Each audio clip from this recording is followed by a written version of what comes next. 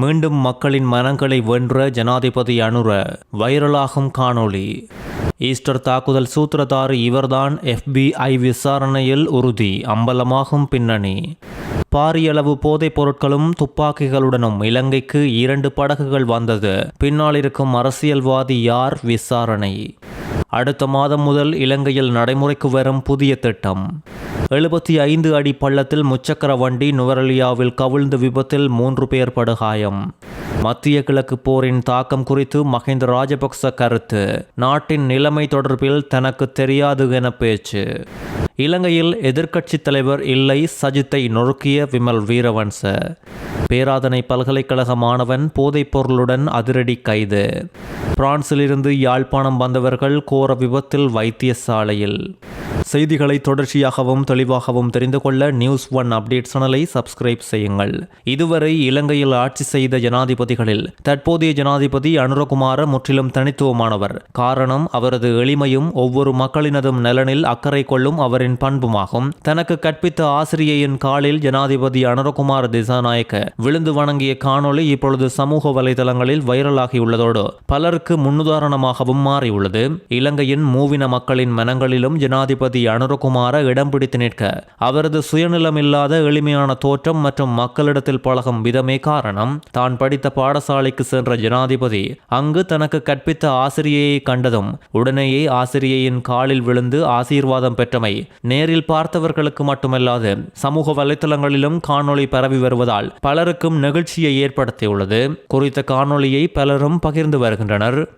Easter ஞாயிறு தாக்குதலின் பிரதான சூத்திரதாரி சஹ்ரான் ஹாசிம் என்பதையும் இது ISIS அமைப்பினால் வழிநடத்தப்பட்ட வேலை என்பதையும் அமெரிக்காவின் FBI விசாரணைகள் மிக தெளிவாக உறுதிப்படுத்தியுள்ளதாக முன்னாள் பாராளுமன்ற உறுப்பினர் சஞ்சீவ எதிரிமன்ன வெளிப்படுத்தியுள்ளார். இன்று பத்தரமுல்லையில் ஸ்ரீலங்கா பொதுஜன பெரமுன கட்சி தலைமையகத்தில் அவர் இதனை வெளியிட்டதோடு தற்போது இலங்கையில் உள்ள சிலர் முன்வைக்கும் குற்றச்சாட்டுக்கள் தர்க்கத்துக்கு அப்பாற்பட்ட நகைச்சுவையான சம்பவங்கள் என்றும் விமர்சித்துள்ளார்.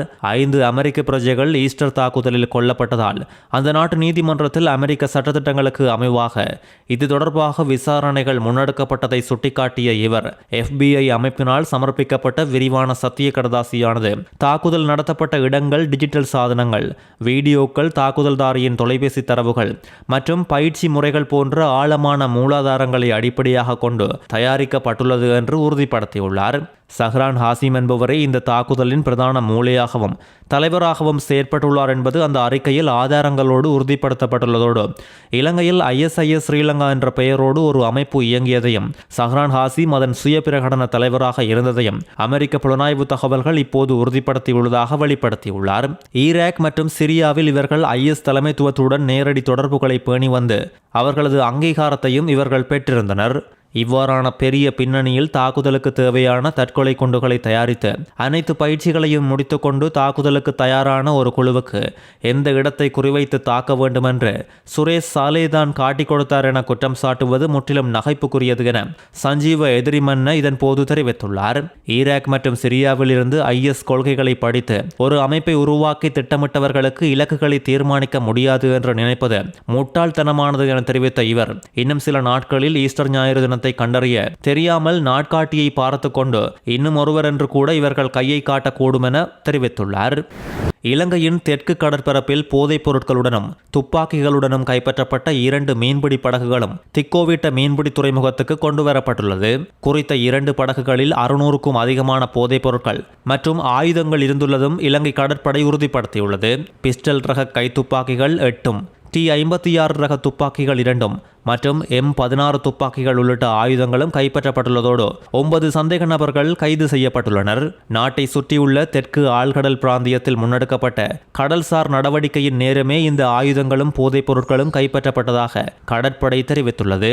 இதன் பின்னணியில் யார், எங்கு இருந்து யாருக்கு வந்தது என்பது குறித்து மேலதிக விசாரணைகளுக்காகவும் சட்ட நடவடிக்கைகளுக்காகவும் தற்போது கடற்படையினரின் பாதுகாப்பில் குறித்த பொருட்கள் கரைக்கு கொண்டு வந்துள்ளமை குறிப்பிடத்தக்கது.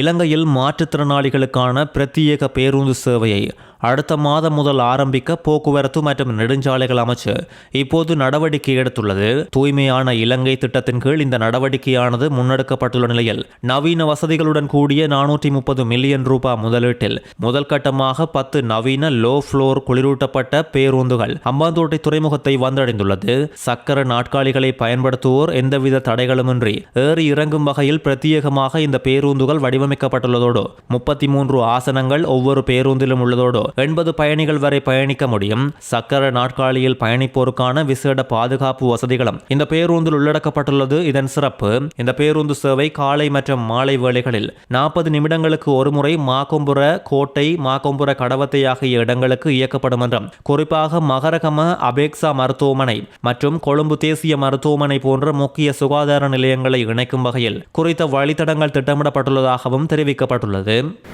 மத்திய கிழக்கில் நிலவும் போர் சூழல் இலங்கையின் எதிர்காலத்தில் பெரும் தாக்கத்தை உண்டாக்கும் என்று முன்னாள் ஜனாதிபதி மஹிந்த ராஜபக்ச ஸ்ரீ மங்கள விகாரையில் ஊடகவியலாளர்களின் கேள்விகளுக்கு பதிலளிக்கும் போது தெரிவித்துள்ளார். சர்வதேச போர் தற்போது நடந்து வரும் நிலையில் இந்த போர்கள் இன்னும் நீடித்தால் நாட்டின் எதிர்காலத்துக்கு எவ்வாறான தாக்கம் உண்டாகும் என ஊடகவியலாளர் ஒருவர் மஹிந்த ராஜபக்சவிடம் கேள்வியை எழுப்பியுள்ளார். நாட்டுக்கும் நாட்டின் எதிர்காலத்துக்கும் ஒரு பிரச்சனை வரும் என மஹிந்த தெரிவித்துள்ளதோடு நாட்டின் தற்போதைய நிலைமை பற்றி நீங்கள் என்ன நினைக்கிறீர்கள் என எழுப்பப்பட்ட கேள்விக்கு பதிலளிக்க மஹிந்த ராஜபக்ச மறுத்துள்ளதோடு இது குறித்து எனக்கு எதுவும் தெரியாது என்றும் என்னை விட நாட்டு மக்களுக்கு நன்றாக தெரியும் என்றும் பதிலளித்துள்ளார்.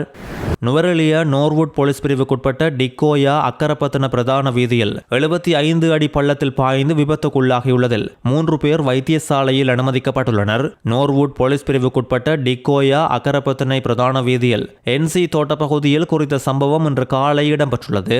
ஹெட்டன் பிரதேசத்தில் இருந்து வியாபாரத்திற்காக அக்கரப்பத்தனை பிரதேசத்துக்கு பயணித்த முச்சக்கர வண்டியே இவ்வாறு விபத்துக்குள்ளாகியுள்ளது.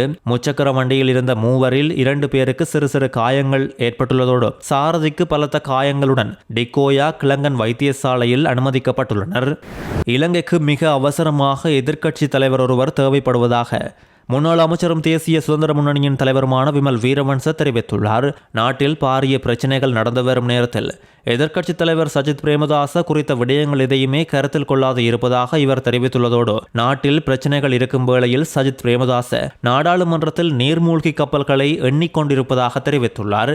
அரசாங்கம் எதிர்க்கட்சிகள் மீது விசாரணைகளை மேற்கொள்ள காரணம் நிலக்கரி இறக்குமதி மோசடி மற்றும் அரசாங்கத்தின் இயலாமையை மூடி மறைத்துக் கொள்வதற்கு என்று விமல் வீரவன்ச இதன்போது குற்றம் சுமத்தியுள்ளார்.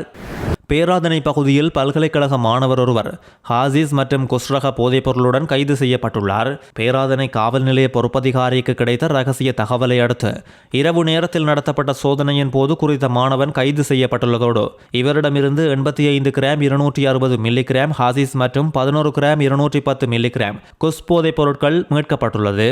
சந்தேக நபர் ஹோகந்தரவை சேர்ந்த 23 வயதுடையவர் என்றும் கண்டி நீதவான் நீதிமன்றத்தில் ஆஜர்படுத்தப்பட்டுள்ளார். கார் முச்சக்கர வண்டி விபத்து ஒன்று யாழ்ப்பாணத்தில் பதிவாகியுள்ளது. வெளிநாட்டு சுற்றுலா பயணிகள் 2 பேர் உள்ளிட்ட 5 பேர் படுகாயமடைந்த நிலையில் யாழ் போதனா வைத்தியசாலையில் அனுமதிக்கப்பட்டுள்ளனர். பிரான்ஸ் நாட்டை சேர்ந்த 67 மற்றும் 70 வயதுடைய இருவர் இலங்கைக்கு சுற்றுலா வந்த நிலையில் வாடகை கார் ஒன்றில் மண்கும்பான் பகுதியில் பயணித்துக் கொண்டிருந்த போது அவர்களின் காருக்கு எதிரே வந்த முச்சக்கர வண்டியில் மோதி விபத்து ஏற்பட்டுள்ளது.